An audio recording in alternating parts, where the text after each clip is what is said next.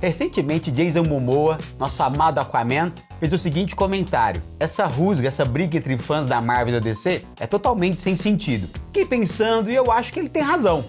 Por isso o programa de hoje vai falar dessas rusgas, desses conflitos entre fãs da cultura pop. Quais serão essas rusgas? Vamos lá!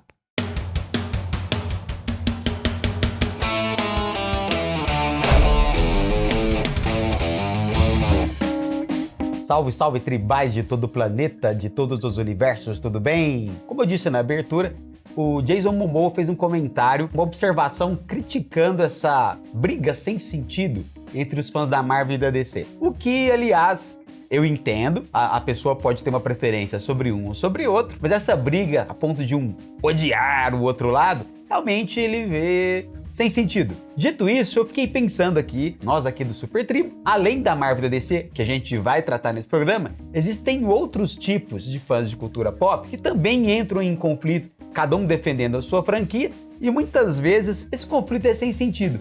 Vamos lá ao primeiro deles, os fãs de Star Wars e Star Trek. Muitos criticam uma franquia, criticam a outra, mas vamos lá, uma coisa não tem nada a ver com a outra. Star Wars, essa saga do George Lucas, ela é baseada numa história contínua, numa saga mesmo, quase uma dinastia aí de guerreiros que vêm lutando ao longo do tempo contra o Império. Tem até uma inspiração dos guerreiros Jedi nos samurais, que tem a espada, tem todo um código de honra, tem personagens marcantes nessa saga, ela merece, né? Os fãs que tem. Em termos de história, em termos de comparação, não tem nada a ver com Star Trek. A única coisa que eles têm em comum é a palavra Star no nome, porque enquanto Star Wars é toda essa saga, essa história de luta contra um império maior, a luta pela liberdade, tem toda uma mensagem também política por detrás, tem toda a questão, nós já falamos dos Jedi, honra, uma história. Star Trek nada mais é do que uma exploração de uma nave, a Enterprise.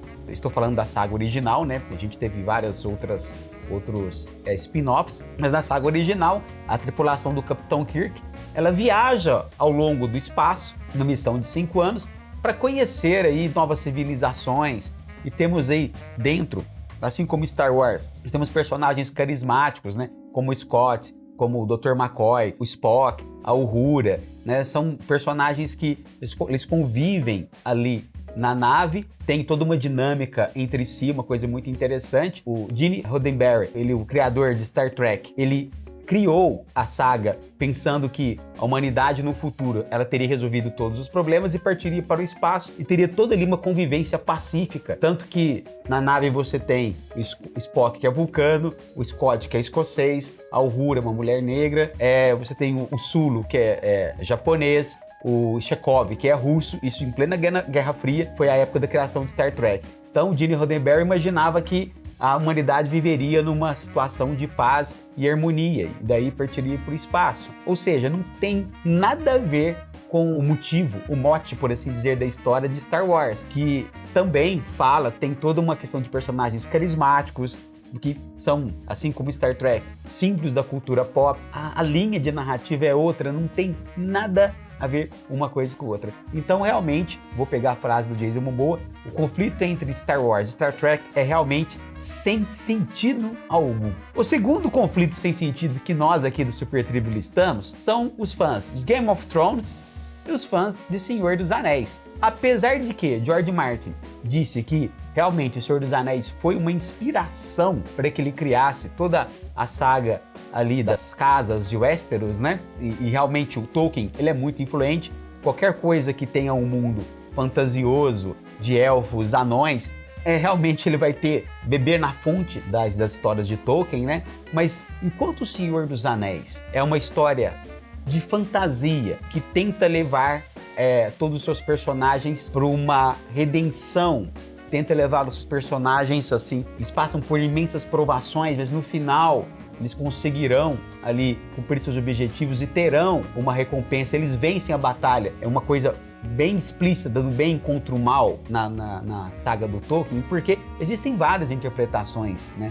Vários estudos sobre a obra de Tolkien, né? Alguns dizem que é uma crítica que ele faz à industrialização, à valorização do homem comum, representada pelos hobbits, contra a ambição dos homens e das outras raças. E isso sim, são interpretações, né? São interpretações baseadas em estudos, né, da obra de Tolkien, que é uma fantasia que leva para o enobrecimento de sentimentos humanos como a amizade, a bondade. Então os personagens passam por todas essas provações para que no final fique bem evidente que o que vale a pena é a amizade, é a simplicidade, entre outras coisas. É uma obra emocionante, vital, fundamental, não só na literatura como nos filmes, para quem quiser, assim, realmente ter uma experiência de primeiro nível. E digo mesmo do Game of Thrones. Enquanto Tolkien tem toda essa vertente, em Game of Thrones, tanto nas obras literárias quanto na série de televisão, é uma coisa mais calcada na realidade. Não no sentido de fantasia, né? Mas eu tô querendo dizer, na realidade, no sentido que os personagens são mais humanos. Eles são mais, digamos assim, menos unilaterais. Eles são mais dignos e próprios para cometer falhas. Não que em Senhor dos Anéis você tem personagens dúbios, você tem personagens... Mas é mais claro você perceber. Os personagens de Game of Thrones são mais em tons de cinza. Ainda que a história caminhe também para o triunfo do bem sobre o mal, você tem, digamos assim, nuances de personagens que têm decisões difíceis. É uma coisa mais calcada num realismo cru de disputas políticas, de questões, muitas vezes, de violência contra os menos favorecidos, contra as mulheres, etc, etc, etc. Apesar de que George Martin disse que Senhor dos Anéis, como eu disse, foi uma inspiração, uma das coisas que ele mais foi interessante que ele disse é que a morte do Gandalf em Sociedade do Anel é que foi um momento marcante para ele, porque ele viu que um personagem principal morreu e ele tentou seguir isso nos seus livros, foi uma inspiração. A morte do Gandalf despertou nele aquela coisa assim, uma morte de um personagem principal impactante para uma obra, porque a gente viu a exaustão na saga de Game of Thrones, que é excelente, que é espetacular, que é maravilhosa, assim como a saga do Senhor dos Anéis. Por favor, Tribal, eu não disse que ela é realista no sentido de realidade, é uma obra de fantasia, obviamente tem dragões, né? Uma obra fantasiosa baseada na obra de Tolkien um pouco, mas assim, tô querendo dizer que ela é mais centrada numa questão de disputas políticas, uma coisa um pouco mais violenta, mais próxima do que seria uma disputa, por exemplo, numa Idade Média, à parte todas as questões ali de fantasia. Realmente não tem sentido algum os fãs brigarem por Game of Thrones ou pelo Senhor dos Anéis, sendo que são obras que têm algumas coisas parecidas, mas têm objetivos e nuances totalmente diferentes. Uma outra disputa também que eu não entendo, né, o porquê dessa rusga entre os fãs é entre os fãs de Friends e os fãs de How I Met Your Mother. Muito se discute, eu gosto de Friends, não, eu odeio How I Met Your Mother. Eu gosto de How I Met Your Mother, mas eu odeio Friends. E gente que gosta dos dois, como é o meu caso, mas assim, enquanto Friends, eles tratam do cotidiano ali de 6 amigos, que até então ali são solteiros, que vivem ali as situações dos anos 90 para o começo dos anos 2000. How I Met Your Mother conta uma história já pré-estabelecida, né? Uma história que já sabia como ia acabar, o pai contando para os filhos como conheceu a mãe, então ele já tem mais ou menos ali um caminho a seguir. A única coisa de coincidência que tem é o fato de os dois serem comédias e terem um cotidiano de amigos. É a única coincidência. A estrutura da série é diferente. Quando você vai pegar, por exemplo, momentos em How I Met Your Mother, que tem até musicais, né? Ali envolvidos, tem as piadas são diferentes, o ritmo é totalmente diferente. Eu acredito que os fãs façam essa comparação, como eu disse, pelo fato de serem um grupo de amigos e eles se reúnem num lugar, tomam uma cerveja, eles têm o fato da série também ser procedural, ter cada um episódio, né, sendo mais ou menos fechado, apesar de ter uma linha narrativa contínua, às vezes em alguns casos, mas assim, em termos de piada, em termos de situações, eu não vejo nenhuma razão para que os fãs tenham que gostar de um e odiar outro. Não, você pode assistir os dois perfeitamente sem fazer nenhum tipo de comparação. E por último, Marvel e DC, ou Marvel DC, eu falo DC, tem o fato de as duas serem editoras concorrentes, tem o fato de as duas terem personagens marcantes para a cultura pop de todos os tempos, né? E elas são, digamos assim, ponto de partida para quem quer conhecer o mundo dos super-heróis e outras coisas, mas convenhamos, não há necessidade de você odiar uma para gostar de outra. Você pode ter a sua preferência. Eu prefiro X, eu prefiro a outra, ou então não gosto, não curto os personagens da outra, mas aí dá ponto de você falar, não, a outra é um lixo, a outra vai assim, não, as duas marcas têm coisas muito boas para oferecer. Cada uma depende do seu ponto de vista, né? A DC é mais antiga, né? Ela tem personagens mais icônicos como o Super-Homem, o Batman, né? A Mulher Maravilha. Ela começou lá na era de ouro dos quadrinhos, então ela tem aquela coisa dos arquétipos, né? Dos personagens. Assim, ela teve momentos em que, por ter iniciado lá na era de ouro dos quadrinhos, momentos muito polêmicos, momentos às vezes também de ser voltada para um público mais infantil.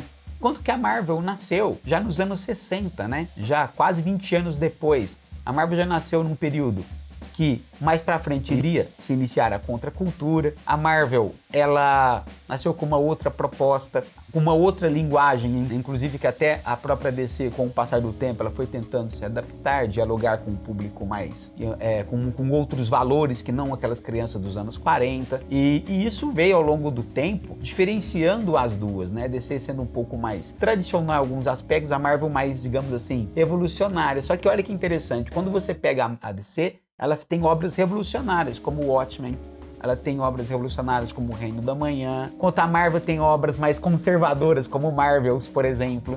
Isso eu tô falando dos quadrinhos. No cinema, a DC começou mais cedo, começou com filmes marcantes, depois veio a Marvel com toda o seu universo compartilhado, que a DC o qual tentou, eu já expliquei aqui por que ela tentou não copiar, mas seguir o caminho, porque na verdade são empresas que disputam o mesmo mercado, então é óbvio que o sucesso de uma inspira a outra e vice-versa, né? A Marvel começou a fazer filmes justamente por causa do sucesso dos filmes da DC, como o Kevin Feige falou, ela seguiu a linha do primeiro Super-Homem, como ele monta a estrutura de um filme, fizeram um universo compartilhado que a DC nunca tinha pensado em fazer e virou esse sucesso maravilhoso. Para os fãs da cultura pop como eu, que gostam tanto de um como de outro, isso é maravilhoso, essa disputa é saudável, porque ela vai levar sempre a condições e obras maravilhosas. Mas enfim, não há necessidade de odiar um para gostar de outro. Você pode ir na Marvel e pegar obras maravilhosas, tanto de quadrinhos como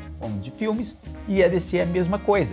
Você pode ter suas preferências, mas daí aquela coisa do fã totalmente radical, xiita, de achar que a outra realmente é um lixo, aí a gente vê que o Jason Momoa tem razão, que é uma coisa muito sem sentido. O Super Tribo, ele tem um lema que diz justamente que nós somos todos da mesma tribo. Você pode ser Marvel, você pode ser DC, você pode ter o fã da obra do Tolkien, Game of Thrones e outras coisas, mas afinal de contas somos todos aí da mesma família, de um mesmo agrupamento de nerds, geeks, né, de pessoas que amam a cultura pop e realmente estamos todos no mesmo barco. E é saudável que tenham essas concorrências, é legal que tenham essas discussões, porém, essa questão de odiar o outro, a gente vê que é um pouquinho fora de contexto. É isso aí, pessoal. Espero que você tenha gostado do nosso programa.